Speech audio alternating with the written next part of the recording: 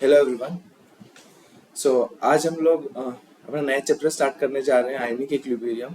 और ये physical chemistry का बोल सकते हैं one of the most important chapter है जो मेजरली पूछा जाता है और जिससे सवाल ऑलमोस्ट ऑलमोस्ट हर साल जे एडवांस में कोई ना कोई सवाल मिल ही जाता है।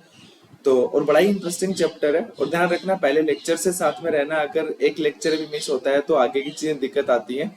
तो अपने को स्टार्ट करना है और मैं बस बहुत बेसिक लेवल से बहुत एडवांस लेवल तक लेके चलूंगा। हम लोग पीवाईक्यूज भी हम लोग सॉल्व करेंगे और जब मैं कुछ क्वेश्चन दूं तो आपको करना क्या है कि वीडियो पॉज करना है, उस क्वेश्चन को ट्राई करना है और उसके बाद में आगे का वीडियो देखना है कि मैंने कैसे क्या ट्राई किया है, ठीक है। क्योंकि जैसे आपको अपनी गलती का पता चलेगा कि भाई हाँ आपसे सवाल नहीं बना तो क्यों नहीं बना, और बना तो बहुत अच्छी बात है, राइट। सो आयनिक इक्विलिब्रियम का अपना लेक्चर 1 है। लेक्चर 1 से हम लोग स्टार्ट करते हैं और मैं अगेन बता रहा हूँ बहुत बेसिक से मैं चलूंगा और बहुत अच्छे लेवल तक के सवाल हम लोग कंसिडर करेंगे। तो सबसे पहले अपने को स्टार्ट करना है, देखो कि कोई भी सब्सटेंस होता है। मगर कोई भी सब्सटेंस की बात करूं, सब्सटेंस आप लोग समझते होंगे कि अगर कोई भी हमारे पास एक चीज है उस सब्सटेंस को हम लोग दो पार्ट में डिवाइड कर सकते हैं, right, on the basis of conductivity. मैं ऐसा बोल सकता हूँ कि substance are divided on the basis of conductivity in two parts, right. कि भाई देखो on the basis of conductivity मैं लिख लेता हूँ, साथ साथ में आप लोग मेरे साथ साथ नोट्स बनाते रहना कि on the basis of conductivity कि सब्सटेंस को हम लोग दो पार्ट में डिवाइड कर देते हैं, ठीक है। On the basis of conductivity substance को दो पार्ट में डिवाइड कर देता हूँ। एक होते हैं नॉन इलेक्ट्रोलाइट, एक होते हैं नॉन इलेक्ट्रोलाइट और दूसरे होते हैं अपने इलेक्ट्रोलाइट। एक अपने नॉन इलेक्ट्रोलाइट, दूसरे होते हैं अपने इलेक्ट्रोलाइट। अब क्या होते हैं ध्यान रखना, और ये मैं सॉल्यूशंस की बात कर रहा हूँ कि भाई कंडक्टिव के बेसिस पे सॉल्यूशन है उसको किस पार्ट में डिवाइड कर सकते हैं, ठीक है। वरना तो मेटल हो तो कंडक्टर नॉन कंडक्टर वे भी होता है, लेकिन हम सॉल्यूशंस के बेसिस पे बात कर रहे हैं कि अगर हमारे पास एक सॉल्यूशन है उसको हम लोग कंडक्टिविटी के बेसिस पे दो पार्ट पे डिवाइड कर सकते हैं, नॉन इलेक्ट्रोलाइट एंड इलेक्ट्रोलाइट। तो सबसे पहले हम लोग लिखेंगे नॉन इलेक्ट्रोलाइट।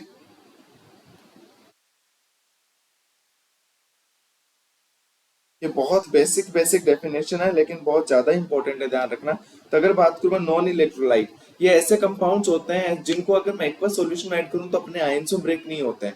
ध्यान रखना, ये ऐसे कंपाउंड्स होते हैं जिनको अगर एक्वस सॉल्यूशन हमने ऐड किया है फिर पानी में इनका पानी में ऐड किया तो ये अपने आयंस में ब्रेक नहीं होते हैं।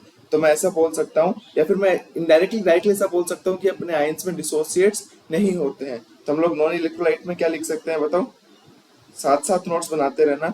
Do not dissociate into their ions, do not dissociate into their ions। अब लो आप मुझे बताओ, केमिकल इक्विलिब्रियम हम लोग पढ़ चुके हैं तो डिग्री ऑफ डिसोसिएशन में अल्फा बोल सकता हूँ क्या? डिग्री ऑफ डिसोसिएशन क्या बोला था हम लोगों ने? अल्फा बोला था। बताओ नॉन इलेक्ट्रोलाइट के लिए अल्फा की वैल्यू क्या हो जाएगी? जीरो। क्योंकि देखो अल्फा मतलब 100% ब्रेक हो गया और अल्फा की वैल्यू जीरो है, इसका मतलब ये ब्रेक नहीं हो रहा है। और अल्फा क्या है बताओ जरा, ये हमने केमिकल इक्विलिब्रियम में देखा था, डिग्री ऑफ डिसोसिएशन, राइट। तो नॉन इलेक्ट्रोलाइट ऐसा कंपाउंड होगा जो अपने आयन से ब्रेक नहीं होगी, जिनके लिए अल्फा की वैल्यू जीरो होगी। अगर मैं इनका एग्जांपल लेना चाहूँ तो आप एग्जांपल मेरे साथ में ले सकते हो कि जैसे C6H6 बेंजीन हो गया, राइट, I2 हो गया, CH4 हो गया, है ना, यूरिया हो गया, सुक्रोज हो गया। ये सारे वो एग्जांपल्स हैं जो अपने आयन से ब्रेक नहीं होते। अब बताओ जो अपने आयन से ब्रेक नहीं होते तो इनको किस कैटेगरी में रखेंगे हम लोग? इनको हम लोग कैटेगरी में रखेंगे नॉन इलेक्ट्रोलाइट में। ये बात आई समझ? अगर ये बात आई समझ तो चलो फटाफट नेक्स्ट तरफ पढ़ते हैं। जो सेकंड होता है अपना वो होते हैं इलेक्ट्रोलाइट। वो क्या होते हैं? इलेक्ट्रोलाइट। अब देखो इलेक्ट्रोलाइट का मतलब नाम से समझ में आ रहा होगा, ठीक है। इलेक्ट्रोलाइट के नाम से समझ में आ रहा होगा क्या कि जैसे नॉन इलेक्ट्रोलाइट अपने आयन से डिसोसिएट नहीं होते, तो यहाँ पे मैं ऐसा बोल सकता हूँ कि ये क्या होते हैं भाई? Dissociates into their ions. ये अपने आयंस में डिसोसिएट हो जाते हैं, चाहे पार्शियली हो चाहे फुली हो। अब देखो डिग्री ऑफ डिसोसिएशन के बेसिस पे हम लोग इलेक्ट्रोलाइट्स को दो पार्ट में डिवाइड करते हैं। ध्यान रखना, अब मैं इलेक्ट्रोलाइट्स के टाइप बता रहा हूँ। इलेक्ट्रोलाइट्स क्या होते हैं? जो अपने आयंस में डिसोसिएट हो जाते हैं। अब इलेक्ट्रोलाइट्स में जो पहला टाइप है, जो इलेक्ट्रोलाइट जो इसमें अब इलेक्ट्रोलाइट्स का टाइप बता रहा हूँ, इलेक्ट्रोलाइट का जो पहला टाइप है वो है स्ट्रॉन्ग इलेक्ट्रोलाइट। साथ साथ नोट्स बनाते रहना यार ना। ये क्या है? Strong electrolyte. नाम से समझ में आ रहा होगा कि स्ट्रॉन्ग इलेक्ट्रोलाइट है, मतलब ये अपने आयंस में कंप्लीटली ब्रेक हो जाएगा। मैं ऐसा बोल सकता हूं कि भाई dissociates into their ions, dissociates into their ions 100%। 100% मतलब 100% अपने आयन से ब्रेक हो जाएंगे। अगर मैं 100% डिसोसिएट हो जाएंगे तो अल्फा की वैल्यू की बात करूं तो अल्फा की वैल्यू क्यों, अल्फा क्या रहेगा? 1 रहेगा, क्योंकि इसके लिए डिग्री ऑफ डिसोसिएशन क्या रह जाएगा। और ध्यान रखना कि एक कंडीशन और है कि dissociate into their ions at all concentration and temperature, कि हर कंसंट्रेशन, हर कंसंट्रेशन एंड हर टेम्परेचर पे अपने आयंस पे डिसोसिएट हो जाते हैं। इनको हम लोग बोलते हैं स्ट्रॉन्ग इलेक्ट्रोलाइट। राइट, ये अपने हो जाएंगे स्ट्रॉन्ग इलेक्ट्रोलाइट। अब देखो स्ट्रॉन्ग इलेक्ट्रोलाइट में कौन कौन से एग्जांपल्स होते हैं ये मैं बता रहा हूँ। और अब ध्यान रखना ये चैप्टर जैसे अभी से जो चीजें बेसिक चीजें, ये चीज अच्छी होंगी तब जाके चैप्टर बहुत अच्छा हो पाएगा। तो यहाँ से ध्यान रखना गलती अपने को नहीं करनी है, तो बहुत से अपने को बहुत अच्छे से पढ़ना है, ठीक है। तो देखो अगर मैं बात करूं कि देखो ये डिसोसिएट इनटू देयर आयंस है, ये स्ट्रॉन्ग इलेक्ट्रोलाइट हो जाते हैं। अब स्ट्रॉन्ग इलेक्ट्रोलाइट में कौन कौन से एग्जांपल्स आते हैं, किन किन को अपने को कंसीडर करना है, वो देखो सबसे पहले अपने पास में आता है स्ट्रॉन्ग एसिड्स। स्ट्रॉन्ग एसिड्स कि जो जितने भी स्ट्रॉन्ग एसिड होते हैं उनको हम लोग स्ट्रॉन्ग इलेक्ट्रोलाइट में हम लोग कंसीडर करते हैं। अब बात है कि स्ट्रॉन्ग एसिड में होते कौन कौन से हैं, तो ध्यान रखना 6 एसिड्स हैं जिनको हम लोग स्ट्रॉन्ग एसिड्स की कैटेगरी में रखते हैं। जैसे HCl, HBr, HI, HNO3, H2SO4 and HClO4। यही हमारे पास में 6 एसिड्स हैं जो स्ट्रॉन्ग एसिड हैं। इस चैप्टर में या कहीं भी तुम्हारे पास में एसिड्स आते हैं तो इन 6 के अलावा कोई भी एसिड आएगा वो सारे के सारे वीक एसिड्स होंगे और यही अपने क्या होंगे? Strong acid. अब स्ट्रॉन्ग एसिड मैंने अभी क्या बताया, ध्यान रखना कि स्ट्रॉन्ग एसिड क्या है? स्ट्रॉन्ग इलेक्ट्रोलाइट है। स्ट्रॉन्ग इलेक्ट्रोलाइट मतलब ये अपने आयंस में कंप्लीटली ब्रेक हो जाएंगे। फॉर एग्जांपल कि अगर मैं HCl की बात करूं तो जैसे इसे ऐड करोगे पानी में या फिर एक्वा सॉल्यूशन में तो HCl तुरंत ब्रेक हो जाएगा। किसमें? H+ and Cl-। क्यों? क्योंकि मैंने अभी बताया कि HCl क्या है? स्ट्रॉन्ग इलेक्ट्रोलाइट, अपने आयंस में कंप्लीटली ब्रेक हो जाता है। तो स्ट्रॉन्ग इलेक्ट्रोलाइट में जो सबसे पहला केस हमने पढ़ा है वो पढ़ा है स्ट्रॉन्ग एसिड्स का। अब दूसरा किसे कंसिडर करता है, ध्यान से देखो, स्ट्रॉन्ग बेस। स्ट्रॉन्ग इलेक्ट्रोलाइट में जो दूसरा केस आ रहा है अपना वो आ रहा है स्ट्रॉन्ग बेस का। स्ट्रॉन्ग बेस क्या होता है बताओ? ये तो हमें पता है कि हम लोग ये बोल सकते हैं। देखो स्ट्रॉन्ग बेसिस में क्या मैं ऐसा बोल सकता हूँ क्या? ये हमें पीरियोडिक टेबल में पढ़ा भी होगा। Bases of alkaline alkaline earth metals, कि जो एल्कलाइन अल्कलाइन अर्थ मेटल्स के जो बेस होंगे उन सबको हम लोग क्या बोलते हैं? स्ट्रॉन्ग बेस बोलते हैं। लेकिन ये इंपॉर्टेंट पॉइंट है, ध्यान रखना, एक्सेप्ट बेरिलियम, कि बेरिलियम के ऑक्साइड होते हैं उनको हम लोग स्ट्रॉन्ग बेस नहीं बोलेंगे, ध्यान रखना। जैसे फॉर एग्जांपल मैं एग्जांपल की बात करूं तो आप बता सकते हो जैसे NaOH है, ये एक स्ट्रॉन्ग बेस है। MgOH का होल ट्वाइस स्ट्रॉन्ग बेस हो गया, राइट। कैल्शियम हाइड्रोक्साइड ये एक स्ट्रॉन्ग बेस हो गया। ऐसे एग्जांपल्स होंगे जो सारे के सारे किस में आ जाएंगे? स्ट्रॉन्ग बेस के कैटेगरी में आ जाएंगे। तो स्ट्रॉन्ग बेस में अपने क्या ध्यान रखना है? मतलब ऐसे बोल सकते हैं कि bases of alkaline alkaline earth metals, उनके सारे बेसिस को हम किस में कंसीडर करेंगे? स्ट्रॉन्ग बेस में कंसीडर करेंगे, एक्सेप्ट बेरिलियम। बेरिलियम के ऑक्साइड्स को हम लोग कंसीडर नहीं करते हैं, राइट। तो दो कैटेगरी हो चुकी है स्ट्रॉन्ग इलेक्ट्रोलाइट के अंदर। तीसरी जो कैटेगरी है वो है सोल्ट्स। तीसरी कैटेगरी क्या है? सोल्ट्स। सोल्ट्स का आप ध्यान रखना कि जितने भी सोल्ट्स होते हैं उन सबको स्ट्रॉन्ग इलेक्ट्रोलाइट कंसीडर किया जाता है। तो मैं लिखवा देता हूं, साथ साथ लिख लो कि all salts are assumed, all salts are assumed strong electrolyte. मतलब क्या समझ में आया कि जितने भी सोल्ट होते हैं उन सबको हम लोग स्ट्रॉन्ग इलेक्ट्रोलाइट की कैटेगरी में कंसीडर करते हैं। मतलब जैसे NaCl हो गया, MgSO4 हो गया, मान लो Na2SO4 हो गया, ये जितने भी सोल्ट होते हैं ये सारे के सारे स्ट्रॉन्ग इलेक्ट्रोलाइट होते हैं। अब स्ट्रॉन्ग इलेक्ट्रोलाइट होने का मतलब क्या हुआ? कि कंप्लीटली कंप्लीटली अपने आयन से ब्रेक हो जाते हैं। तो इस चीज का अपने को ध्यान रखना है। तो ये हमारे पास तीन कैटेगरी हम लोगों ने डिवाइड कर ली है कि अगर मैं स्ट्रॉन्ग इलेक्ट्रोलाइट की बात करूं तो तीन कैटेगरी रहेंगी। कौन कौन सी? स्ट्रॉन्ग एसिड्स रहेंगे, स्ट्रॉन्ग बेस रहेंगे और सारे सॉल्ट रहेंगे। स्ट्रॉन्ग बेस में आप ध्यान रखना कि एल्कलीन अल्कलाइन अर्थ मेटल्स के बेसिस रहते हैं एक्सेप्ट बेरिलियम। तो ये हमारे पास में स्ट्रॉन्ग इलेक्ट्रोलाइट के केस आ चुके हैं। अब नेक्स्ट हम लोग बढ़ते हैं। नेक्स्ट हमारा कैटेगरी है वीक इलेक्ट्रोलाइट। नेक्स्ट क्या है अपना? Weak electrolyte. अब देखो वीक इलेक्ट्रोलाइट में क्या होता है, ध्यान से देखो। अगेन वीक इलेक्ट्रोलाइट में किन्हें कंसीडर करोगे? वीक इलेक्ट्रोलाइट का नाम से क्या समझ में आता है कि मैं ऐसा इसमें डेफिनेशन में ऐसा लिख सकता हूं क्या कि dissociate into their ions partially. मैं ऐसा बोल सकता हूं क्या कि डिसोसिएट्स या dissociate into their ions partially. And इनका डिसोसिएशन है, ध्यान रखना, and extent of dissociation depends on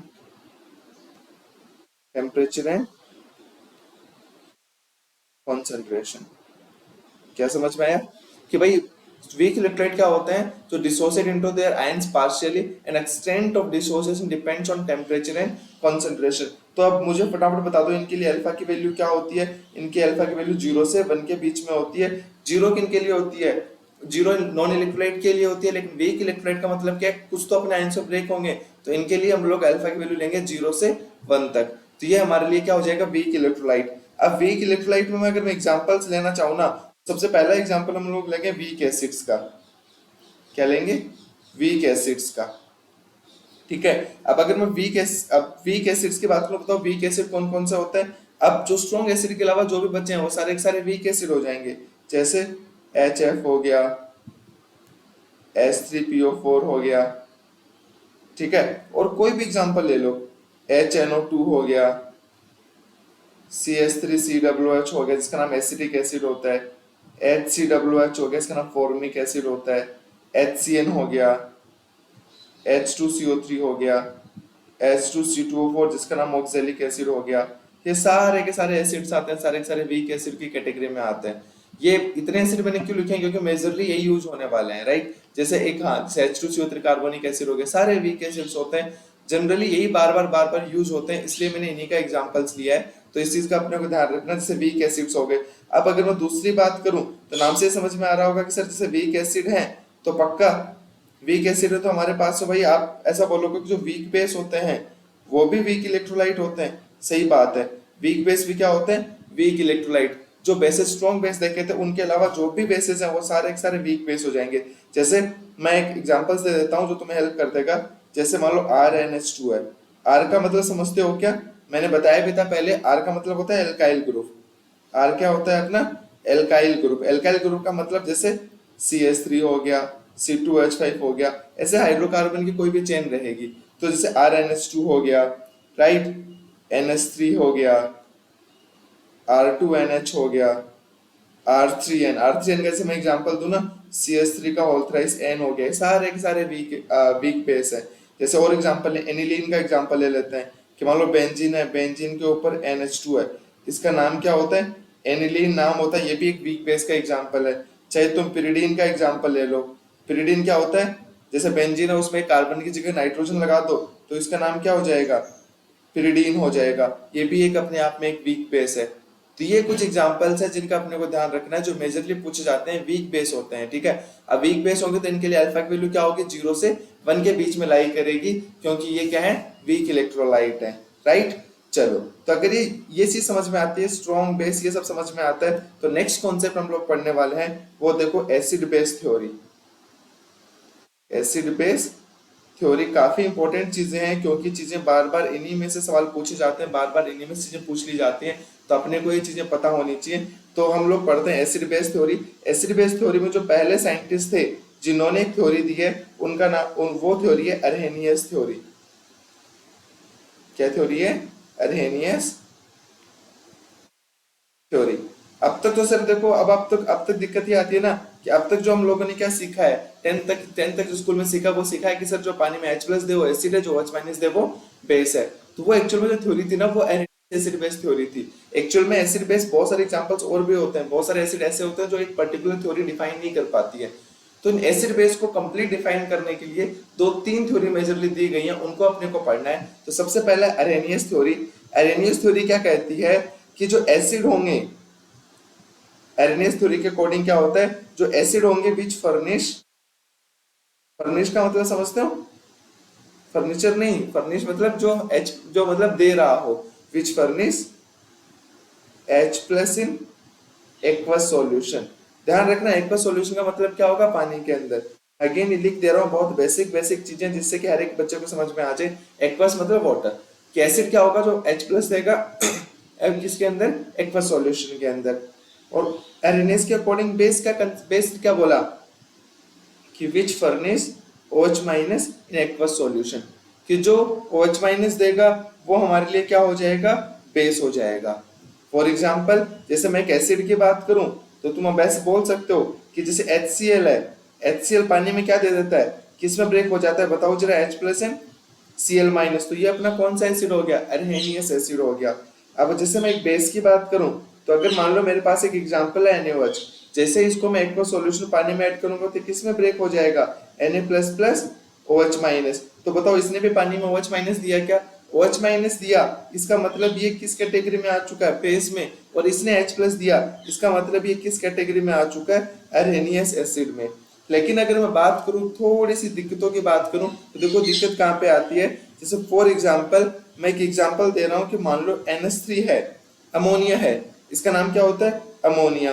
और मैं आपको ये बताता हूँ कि इसका नेचर जो मिलता है वो वीक बेसिक नेचर मिलता है। क्या नेचर मिलता है, वीक बेसिक। लेकिन क्या ये OH माइनस दे रहा है, क्या क्या ये OH माइनस फर्निश कर रहा है, नहीं कर रहा। इसका मतलब अरेनियस तो थ्योरी को बता ही नहीं पाया कि ये वीक बेस है, राइट। तो ये कुछ लिमिटेशंस हैं, ये कुछ लिमिटेशंस हैं, ध्यान रखना। तो लिमिटेशंस मैं लिखवा देता हूँ, उसके बाद आगे बढ़ते हैं। ये कुछ लिमिटेशंस हैं कि भाई वो कंप्लीट फॉलो, कंप्लीट एक्सप्लेन नहीं कर पाया था हर एक रीजन को, या हर एक एसिड को नहीं बताया था। तो मैं ऐसा बोल सकता हूँ, इट इज एप्लीकेबल,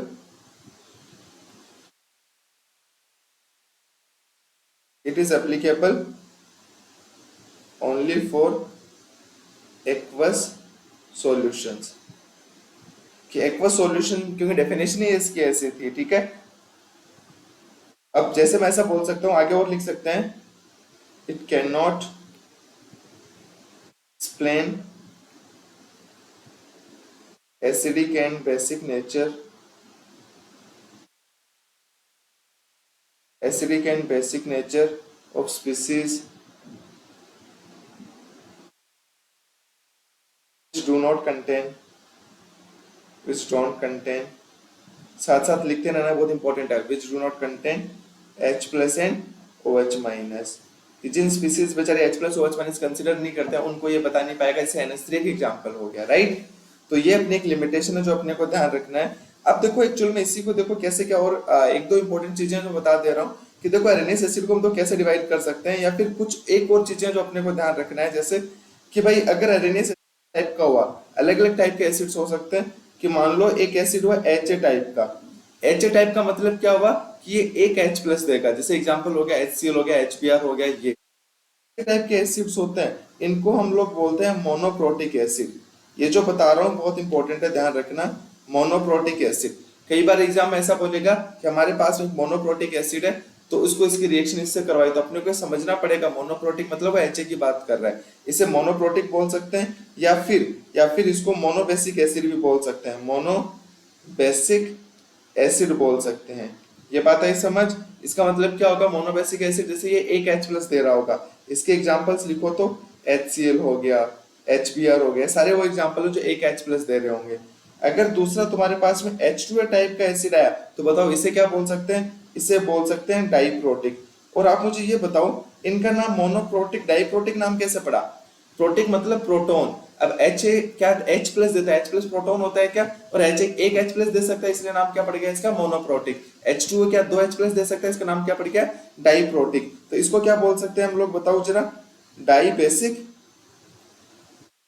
एसिड बोल सकते हैं। एग्जांपल्स क्या हो जाएंगे, जैसे H2S मान लो, H2CO3 मान लो, H2SO4 मान लो, ये वो एग्जांपल जो 2H+ दे सकते हैं उनको हम लोग ऐसा बोल सकते हैं।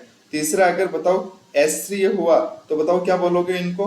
ये बहुत अंडरस्टूड, हम डायरेक्टली बता सकते हैं कि पक्का सर इसको ट्राइप्रोटिक एसिड बोलते होंगे, और ये क्या हो जाएगा? ट्राई बेसिक एसिड हो जाएगा अपना। एग्जांपल्स देखोगे तो S3PO4 समथिंग ऐसे एग्जांपल्स हो गए जो 3H+ दे रहे हो, राइट। अब देखना, अब मैं जो एक्सप्लेन कर रहा हूँ उसको बहुत ध्यान से देखना कि अगर मान लो कोई HA एसिड है, ये एक्वस सॉल्यूशन में है, एक्वस सॉल्यूशन में, और मान के चलो कि मैं इसको बोल रहा हूँ कि वीक एसिड है, वीक मानो या स्ट्रॉन्ग मानो, कोई भी मानो, इक्विलिब्रियम हमेशा एग्जिस्ट करता है कि मान लो कि H+ है, ये किसमें ब्रेक हो रहा होगा? ये किसमें ब्रेक हो रहा होगा बताओ? इक्विलिब्रियम पे HA ब्रेक हो रहा होगा H++ A-। अब एक्चुअली ध्यान से देखो कि केमिकल इक्विलिब्रियम में हम लोगों ने देखा था कि हम लोग के इक्विलिब्रियम, कोई भी इक्विलिब्रियम है तो उसके लिए के इक्विलिब्रियम डिफाइन कर सकते हैं क्या? वैसे ही हम लोग जो इक्विलिब्रियम हमारे सामने है इसके लिए भी हम लोग के इक्विलिब्रियम डिफाइन कर सकते हैं, लेकिन इसके लिए जो के इक्विलिब्रियम होगा उसका नाम थोड़ा सा अलग होगा, राइट। जो इस रिएक्शन के लिए के इक्विलिब्रियम होता है उसको मैं के ऑफ HA बोलूंगा, के ऑफ HA। इसका मतलब क्या होगा? के का मतलब होता है एसिड डिसोसिएशन कांस्टेंट। क्या नाम होता है? Acid dissociation constant. और ये के किसका है? HA का है। HA मतलब हमारे पास वीक है, कोई भी एसिड है, वीक स्ट्रॉन्ग कुछ भी हो सकता है, वो के की वैल्यू से डिफाइन करेगा। के क्या है? एक्चुअल में इक्विलिब्रियम कांस्टेंट ही है, के कुछ अलग नहीं है, बहुत ध्यान रखना। ये जैसे डिफाइन करते हैं वैसे ही हमारे इस इक्विलिब्रियम के लिए इक्विलिब्रियम कांस्टेंट को के बोलेंगे, और के क्या होगा? Acid dissociation constant. अब अगर मैं तुम्हें के का एक्सप्रेशन लिखने के लिए बोलूं तो के का एक्सप्रेशन क्या लिखोगे बताओ? कि प्रोडक्ट की कॉन्सेंट्रेशन अपॉन रिएक्टेंट की कॉन्सेंट्रेशन, यही तो हम लोगों ने सीखा है क्या, राइट। तो के का एक्सप्रेशन क्या आ गया? H+A- डिवाइड बाई HA की कॉन्सेंट्रेशन। ये के आ गया क्या बताओ जरा? और के क्या हो जाएगा अपना? Acid dissociation constant. अब अगर मेरा सवाल तुमसे ये है कि अगर मुझे ये कंपेयर करना हो, दो एसिड दे रखे हैं मुझे, और मुझे ये कंपेयर करना हो कि कौन सा एसिड स्ट्रॉन्ग है कौन सा एसिड वीक है, तो मेरे पास एक कंपैरिजन करने का एक एक एक बताओ कि क्या चीज रहती है, किसके बेसिस पे कंपेयर कर सकता हूँ? तो मैं इस बेसिस पे कंपेयर कर सकता हूँ कि कौन H+ दे रहा है। जो जितना ज्यादा H+ देगा वो हमारे लिए स्ट्रॉन्ग एसिड होगा, और जो जितना कम H+ देगा वो हमारे लिए वीक एसिड होगा। तो अब मैं ऐसा बोल सकता हूँ क्या? मैं ध्यान से देखना, मैं इधर बोल रहा हूँ, तो मुझे बताओ कि अगर K की वैल्यू ज्यादा है, K की वैल्यू ज्यादा है, इसका मतलब इक्विलिब्रियम कौन ज्यादा है, मतलब जो प्रोडक्ट वाली वैल्यू ज्यादा है, रिएक्टेंट वाली कॉन्सेंट्रेशन की वैल्यू कम है, इसका मतलब रिएक्शन किधर जाएगी? फॉरवर्ड डायरेक्शन में जाएगी। अब बताओ अगर फॉरवर्ड डायरेक्शन में गई तो बताओ H+ की कॉन्सेंट्रेशन बढ़ी या कम हुई? H+ की कॉन्सेंट्रेशन बढ़ी। और बताओ H+ की कॉन्सेंट्रेशन बढ़ी तो बताओ एसिडिक स्ट्रेंथ बढ़ी या कम हुई? ये बहुत अंडरस्टूड सा है, एसिडिक स्ट्रेंथ बढ़ी है। तो मैं एक समराइज तरीके से क्या लिख सकता हूँ बताओ? कि जब K की वैल्यू बढ़ेगी, K की वैल्यू बढ़ेगी तो H+ की कॉन्सेंट्रेशन बढ़ेगी, और H+ की कॉन्सेंट्रेशन बढ़ेगी तो मैं ऐसा बोल सकता हूँ कि एसिडिक स्ट्रेंथ, वो एसिड उतना ही स्ट्रॉन्ग होगा। और ये बहुत ज्यादा इंपॉर्टेंट है कि कई बार के की वैल्यू दे के रखी होती है एसिड्स के लिए, पूछा कौन सा एसिड स्ट्रॉन्ग है, ध्यान रखना जिसके लिए H+ की कॉन्सेंट्रेशन ज्यादा होती है, जिसके के की वैल्यू ज्यादा होती है एसिड के लिए, उसकी उसको हम लोग स्ट्रॉन्ग एसिड बोलेंगे, उसकी एसिडिक स्ट्रेंथ ज्यादा होगी, राइट। ऐसे ही हम लोग जैसे हम लोग बेस के लिए डिफाइन कर सकते हैं क्या बताओ? कि जैसे अगर ये BOH हो गया, इसको ना मोनोप्रोटिक बेस नहीं बोलेंगे क्योंकि OH- देता है, तो H+ नहीं बोलेंगे, इसे क्या बोल सकते हैं बताओ? Mono acidic base. इसे क्या बोल सकते हैं? Mono acidic base. अगर BOH का होल्ड वाइज हुआ तो किसे क्या बोलेंगे बताओ जरा? Di acidic base. ये बात आई थिंक समझ में आ रही होगी। अब अगेन इसके लिए भी हम लोग इक्विलिब्रियम कांस्टेंट लिख सकते हैं क्या बताओ जरा? कि अगर BOH है एक बार सॉल्यूशन अपने पास, तो ये किसमें ब्रेक हो रहा होगा बताओ जरा? B++ OH-, और इस बार जो के इक्विलिब्रियम है उसको लिखेंगे Kb। और Kb क्या होता है बताओ जरा? इस बार क्या बोल देंगे? Base dissociation constant. जैसे के क्या था? एसिड डिसोसिएशन कांस्टेंट, तो Kb क्या हो जाएगा? Base dissociation constant. I think ये बात समझ में आ रही होगी। अगर मैं Kb का एक्सप्रेशन लिखने के लिए बोलूं तो क्या लिखोगे बताओ जरा? Kb इक्वल्स टू B+ की कॉन्सेंट्रेशन इंटू OH- की कॉन्सेंट्रेशन डिवाइड बाई BOH की कॉन्सेंट्रेशन। ये बात आई समझ? तो क्या अगेन मैं बोल सकता हूँ कि सर Kb की वैल्यू ज्यादा होगी तो अगेन OH माइनस की कॉन्सेंट्रेशन ज्यादा होगी, OH माइनस की कॉन्सेंट्रेशन ज्यादा होगी तो बेसिक स्ट्रेंथ ज्यादा होगी। तो ये हमारे पास में कैटेगरी थी। हम लोगों ने हाँ अरेनियस एसिड बेस थ्योरी पढ़ी है। बाकी चीजें हम लोग नेक्स्ट लेक्चर में कंटिन्यू करते हैं। आज के अभी की इस लेक्चर के लिए इतना काफी है।